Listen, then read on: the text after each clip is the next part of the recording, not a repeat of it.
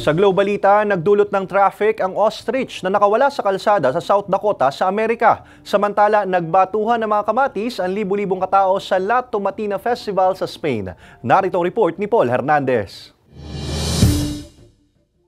Nagdulot ng traffic sa South Dakota sa Amerika ang ostrich na yan na nakawala sa kalsada. Ayon sa pulisya, nakatakas ang ostrich mula sa trailer habang ibinibiyahe kasama ang iba pang hayop. Nagtulungan naman ang mga pedestrian para maitabi ang ostrich sa kalsada at makadaan ng muli ang mga motorista. Ayon naman sa local media, nahuli ng animal control ang naturang ostrich. Game na game namang nakilahok at nakipagbatuhan ng kamatis ang libu-libong turista at residente sa sikat na La Tomatina Food Fight Festival sa Buñol, Spain. Hindi alintana ng mga lumahok na halos maligo na sa katas ng mga kamatis. Tinatayang nasa 100 tonelada ng kamatis ang ginamit sa pagdiriwang. 1945 na magsimula ang La Tomatina Festival na taon-taon ding idinaraos sa lugar. Paul Hernandez, Balitang Southern Tagalog.